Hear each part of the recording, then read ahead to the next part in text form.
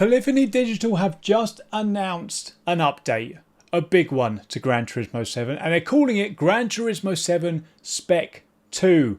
Update 1.40 is coming tomorrow, and yeah, it looks like a big one. I haven't seen too much of the detail of this, so I'm going to go through everything with you guys so we can see exactly what's arriving in this brand new and probably the biggest update we've seen to date. So first things first, let's have a look at the trailer. Introducing the Gran Turismo 7 Spec 2 update, November 2023. GT Sophie 2.0. Here we go. So this is the biggest ticket in town, I think, for me.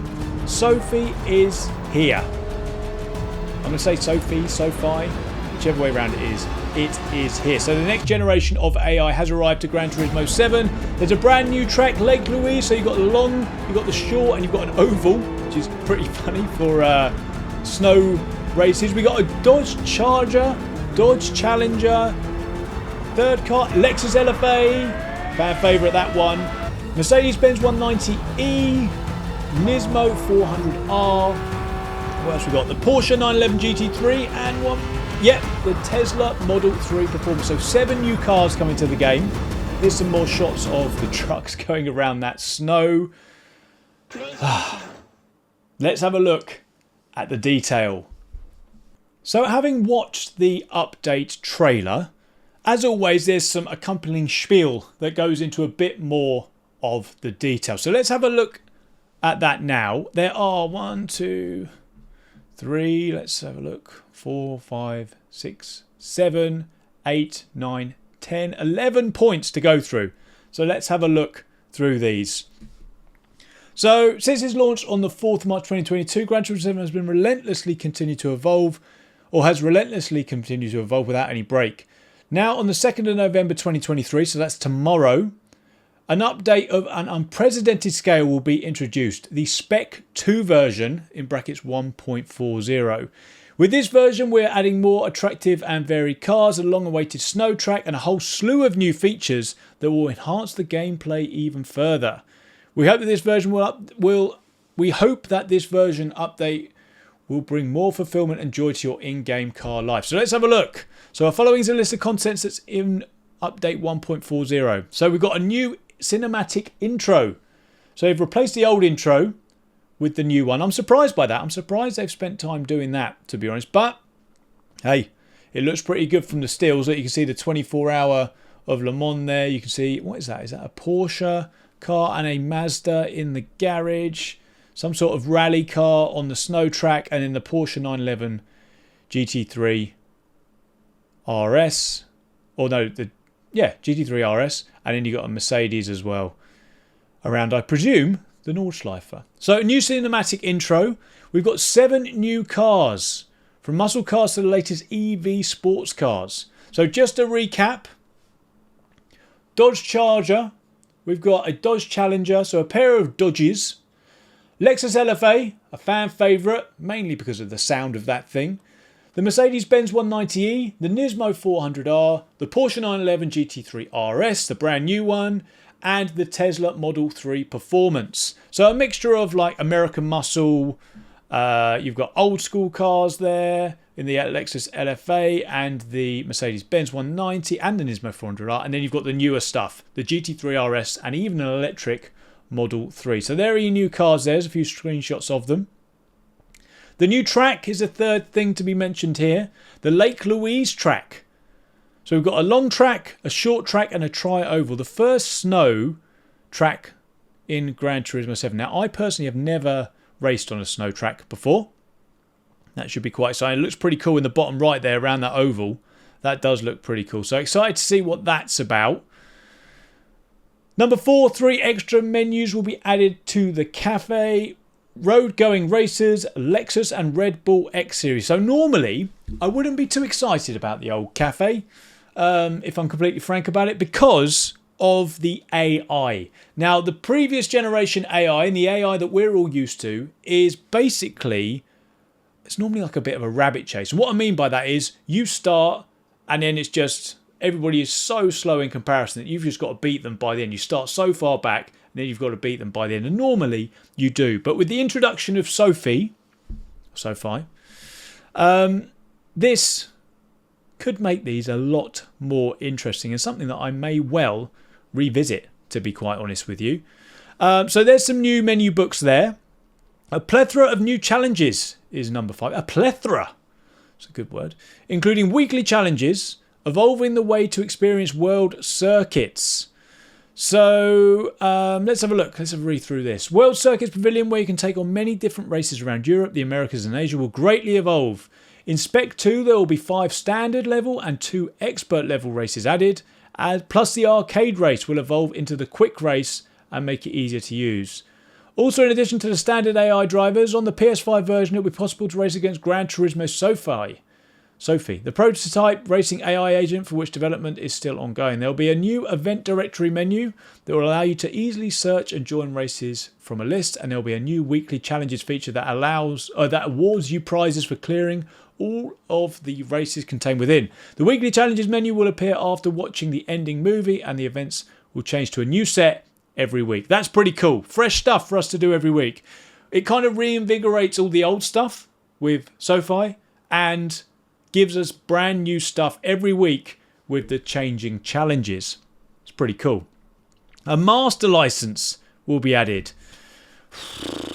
As if, I mean, I don't know about you, but I still have nightmares about that Porsche in the drying track at Spa. And the Mercedes AMG at the Green Hill. I don't know exactly what number licenses they were, but I remember they were both horrendous. So if the master license, which is something that's going to be added to the License Centre Pavilion, where you can learn the basics of sports driving, starting with the application of basic controls, 50 more tests that can be challenged after clearing the normal license test will be added. So if the master license is any harder than the other licenses that we've been doing, that's going to be one hell of a challenge. So new licenses, 50 of them. That's pretty cool. They've been doing some stuff in the background. And they've added as well, point number 7, the meeting place evolves into the paddock. So the meeting place is no more, and it's now the paddocks. The meeting place where you can quickly enjoy online racing will evolve into the paddocks, which simulates a parking lot for players' cars. In the paddocks, you can text chat, interesting, with other players and use emoticons to communicate, as well as zoom in on specific cars that players have bought to see them up close. That'll be cool for liveries and that sort of stuff. And you'll be able to access this area from the world circuits as well as the multiplayer pavilion. So there's a couple of ways you can get in there. That's new. That's innovative. I'm interested to see what that's like in practice.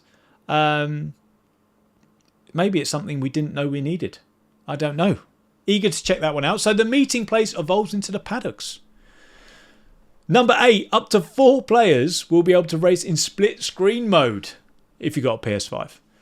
The 2-player split screen multiplayer mode, get your words out, Rory, will be updated to accommodate up to 4 players. That's cool. I mean, they've always had issue with the 2-player one. I mean, from what I can remember, for as long as I can remember as well. In the known issues tab, there was always an issue with the 2-player stuff. So it looks like they've spent a bit of time looking at this. You can have 4 players together on the same monitor. The updated local multiplayer allows you to change cars in the pre-race menu, making it more user-friendly than ever. Each player must have an individual controller in order to play in split-screen races. Yeah, could you imagine like 2 people sharing a controller? Like someone driving on this bit, someone driving on this bit, someone driving on that bit, someone driving on that bit. Yeah, I think, I definitely think you should have your own controller for that one. Oh, put the controller on the keyboard there. 4 players in split screen. That's pretty cool.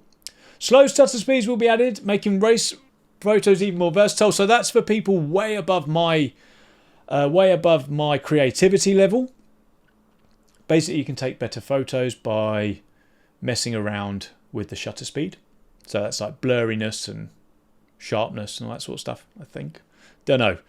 But yeah, point 9. Slower shutter speeds will be added, making race photos even more versatile.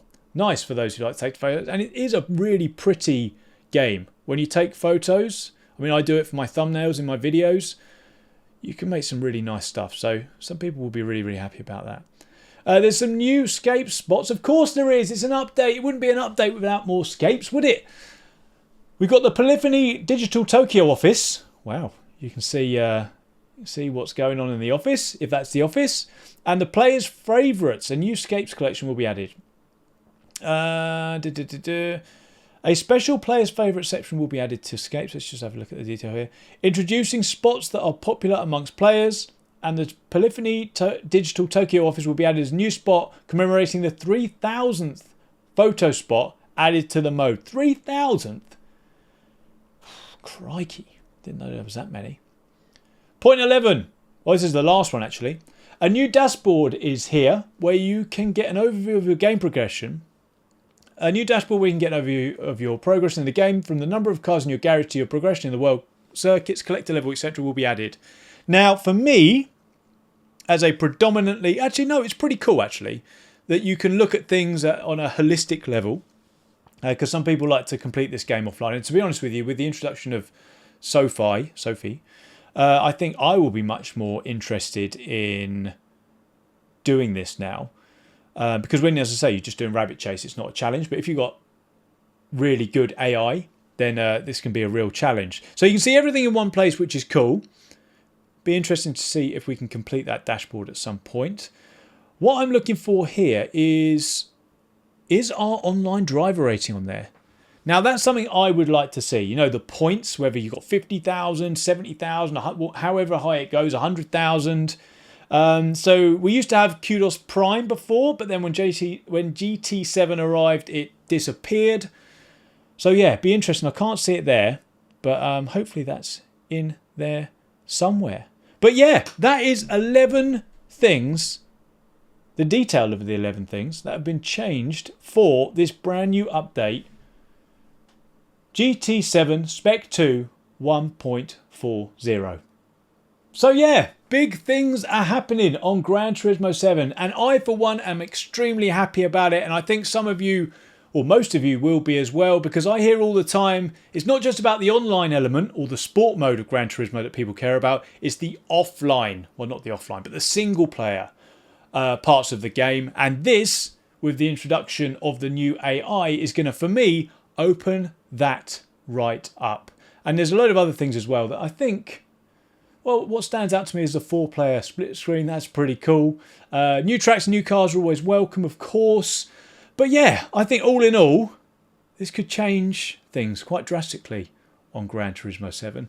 Let me know what you guys think in the description, or the comments I should say, down below. Are you happy with it? Are you not happy with it? Are there things that you think are missing, or are there things that you're happy have been added? Let me know. Let me know what you think. If you enjoy this video as well, please do remember to leave a like on the video. Please also make sure you're subscribed if you're new around here, or if you haven't already. As you can see, we are on 96,723. I go on holiday a week next Friday in 10 days time. It'd be great if we got 100,000 before then, so I can sit and enjoy my holiday with my family without worrying about how many subs we've got. For one day would be nice. But guys, thank you so much for watching. I appreciate it. We'll be covering this all tomorrow on a live stream, so make sure you stop in for that 9 AM GMT as it is now here in the UK. But yeah, let me know what you think in the description, or in the comments down below, guys. I hope you enjoy it. I think I'm going to enjoy this as well. Take care now. See you soon.